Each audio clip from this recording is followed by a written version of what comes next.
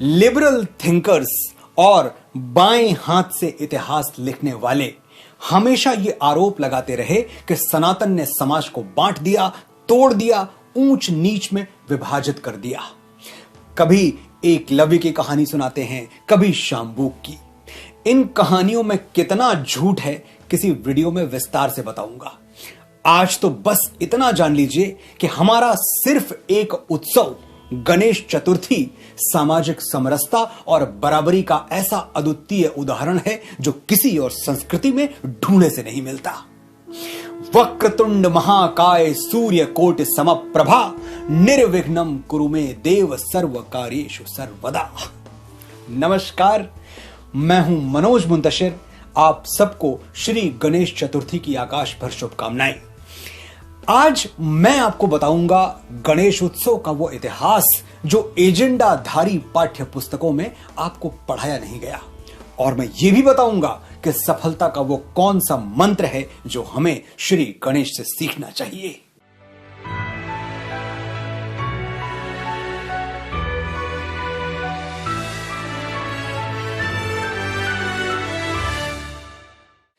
तेरी भक्ति तो वरदान है, जो कमाए वो धनवान है। बिन किनारे की कश्ती है वो, देवा तुझसे जो अनजान है।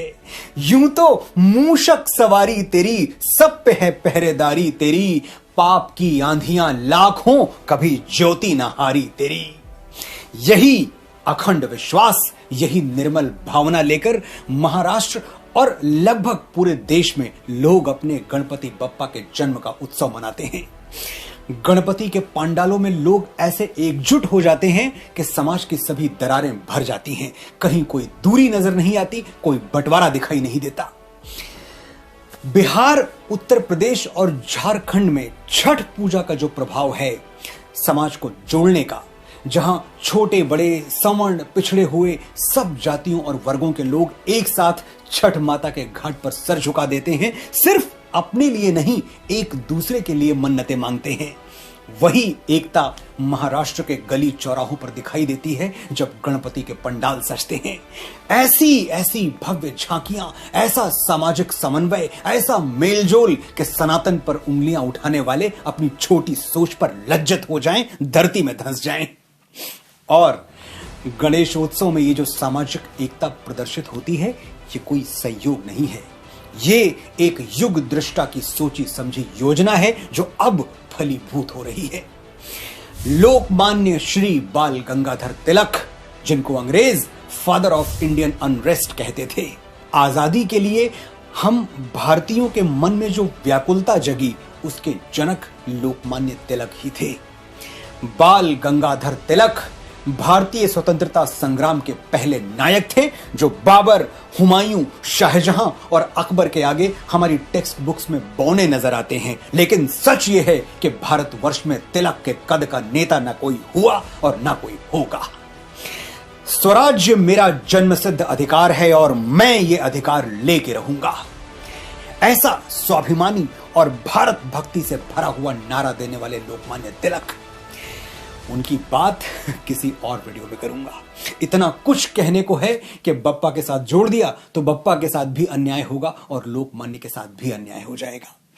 लेकिन आज इतना बताना मैं जरूरी समझता हूं कि छत्रपति शिवाजी महाराज के आरंभ किए हुए गणेशोत्सव को उनके मानस पुत्र श्री बाल गंगाधर तिलक ने जन जन तक पहुंचा दिया।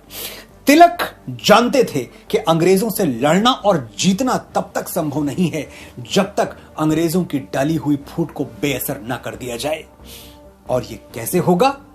एक दैवीय शक्ति की छत्रछाया में सबको एकत्र करना होगा। ऐसी शक्ति, ऐसा देवता जिसे छोटा बड़ा, अमीर गरीब हर कोई जात पात से परे जाके पूजता हो। वो देवता भगवान श्री गणेश के सिवाय और कौन हो सकता था? 1893 में लोकमान्य ने मुंबई के गिरगांव में पहला गणपति मंडल बनाया। केशवी नाइक चौल सार्वजनिक गणेशोत्सव मंडल, यही नाम था उसका। वो लोकमान्य तिलक ही थे जिन्होंने पहली बार मिट्टी की बनी हुई गणेश प्रतिमा को 10 दिनों के सार्वजनिक पूजन के लिए स्थापित किया। और फिर क्या हुआ? वही जिसका अंग्रेजों को डर था। उन्होंने जाति, धर्म और वर्ग के आधार पर जिनको तोड़ा था वो गणपति के पंडालों में जुड़ने लगे, एकजुट होने लगे। जिस गोरी सरकार ने किसी धार्मिक उत्सव के लिए हिंदुओं का एकजुट होना प्रतिबंधित कर रखा था, लोकमान्य तिलक ने उसी ब्रिटिश राज के अंत का श्री गणेश कर दिया। गणपति बप्पा मोरया का जयघोष कब अंग्रेजों भारत छोड़ो के नारे में बदल गया, गोरी चमड़ी को इसकी हवा तक नहीं लगी। मैं पूरे नैतिक उत्तरदायित्व के साथ ही कहना चाहता हूं कि श्री गणेश सिर्फ रिद्धि सिद्धि, सुख और समृद्धि के नहीं, स्वतंत्रता के भी देवता हैं। ये तो था गणेश उत्सव का अतीत, लेकिन बप्पा की लंबी सूंड भविष्य का एक सिरा भी छू रही है। आने वाले कल का भव्य महल कैसे निर्मित किया जाए, इसका पूरा मैनुअल है बप्पा। लेकिन आज मैं आपके साथ सिर्फ एक सीख बांटना चाहता हूं, एक प्रैक्टिकल क्वालिटी, एक ऐसा गुण जो हमारा भविष्य नक्षत्रों की तरह उज्जवल और दैदीप्यमान बना सकता है, हमारे आने वाले कल को आलीशान बना सकता है।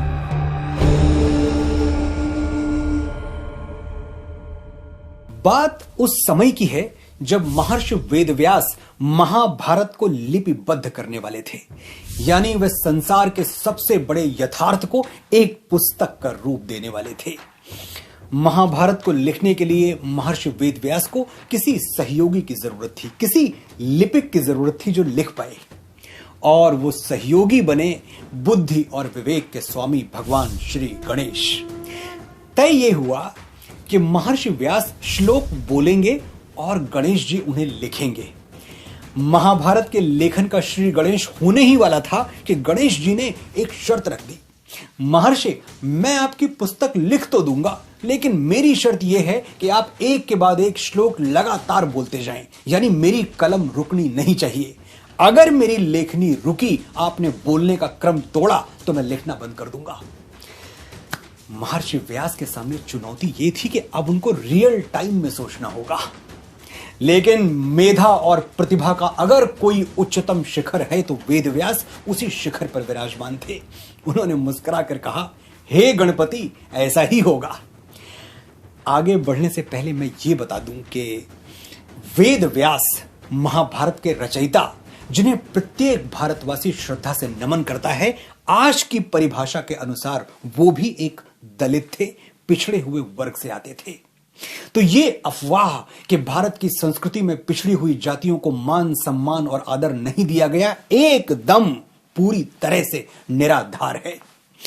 मैं कुछ और नाम गिनवाता हूं जो समाज के पिछड़े हुए तबके से आते हैं, लेकिन हमारे आदर और सम्मान की पंक्ति में सबसे आगे खड़े हैं। महर्षि वाल्मीकि, उस रामायण के रचनाकार जिसे हम पढ़ते ही नहीं, जीते भी हैं। ऋषि मातंग, संत कबीर, संत रविदास, संत नामदेव, सूची बड़ी लंबी है और संदेश यह है कि अफवाहों पर ध्यान न दें। अंग्रेज चले गए, लेकिन मैकाले की वो अवैध संतानें आज भी हमारे बीच हैं, जो हमें तोड़कर हम पर शासन करने के लिए व्याकुल हैं। ये मेरी और आपकी जिम्मेदारी है कि हमें खंडित करने का इनका षड्यंत्र कभी सफल न होने पाए। वापस कथा पर लौटते हैं। महर्षि व्यास लगातार श्लोक पर श्लोक बोलते जा रहे थे और गणेश जी अनवरत लिखते चले जा रहे थे। तभी अचानक लिखते लिखते गणेश जी की लेखनी, उनकी कलम टूट गई। अब गणेश जी क्या करें?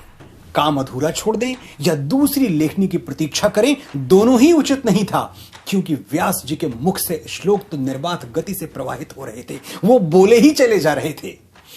गणेश जी अपने संकल्प के लिए प्रतिबद्ध थे, उन्हें रुकना स्वीकार नहीं था। क्षण भर सोचा और मुट्ठी में दबा के अपना गजदंत, अपना दांत कड़कड़ा के तोड़ दिया। लिखना रुका नहीं, वो अपने गजदंत को स्याही में डुबो डुबो कर महाभारत की कथा लिखते रहे। तभी से श्री गणेश को एक दंत भी कहा जाता है। 3 वर्षों के अनवरत परिश्रम से भगवान गणेश ने महाभारत जैसे विश्व के सबसे विराट महाकाव्य को लिपिबद्ध कर दिया। यह है श्री गणेश की अपने कर्म के प्रति प्रतिबद्धता, उनका कमिटमेंट। कितना बड़ा पाठ, कितना बड़ा सबक है हमारे लिए, हमारे करियर, हमारी सफलता के लिए। संकल्प की सिद्धि से पहले कोई विराम नहीं, कोई आराम नहीं। स्वामी विवेकानंद ने भी यही कहा था, उठो, जागो और तब तक न रुको जब तक लक्ष्य हासिल न हो जाए। मुझे प्रभु श्री राम के अनन्य भक्त वीर बजरंग बली का एक प्रसंग याद आ रहा है। माता सीता की खोज में हनुमान जी लंका जा रहे थे। वो आकाश में उड़ते हुए लगभग आधे सागर को पार कर चुके थे। तभी समुद्र के नीचे स्थित मैनाक पर्वत उन्हें विश्राम देने के लिए उठकर ऊपर आ गया। वो पर्वत हनुमान जी से विनय करने लगा, हे महाप्रभु, आप श्री राम के पावन कार्य के लिए 100 योजन का समुद्र लांघकर लंका जा रहे हैं। मुझ पर रुक जाइए, ठहर जाइए, थोड़ा विश्राम कर लीजिए, फिर चले जाइएगा। अपने संकल्पों और सिद्धियों के लिए जाने पहचाने जाने वाले प्रभु हनुमान को विश्राम से क्या प्रयोजन। बजरंग बली ने मैनाक पर्वत को प्रणाम किया और ये कहते हुए आगे बढ़ गए कि भाई, श्री राम का कार्य किए बिना मुझे विश्राम कहां। हनुमान तेहि परसा कर पुन कीन प्रणाम, राम काजु कीन्हे बिना मोहि कहां विश्राम। वो पवन पुत्र हनुमान हो या भगवान श्री गणेश, दुनिया उसी को पूजती है जिसने अपना लक्ष्य अधूरा नहीं छोड़ा। आपने बड़े ध्यान से सुना, बड़े धैर्य से सुना। आपका आभार।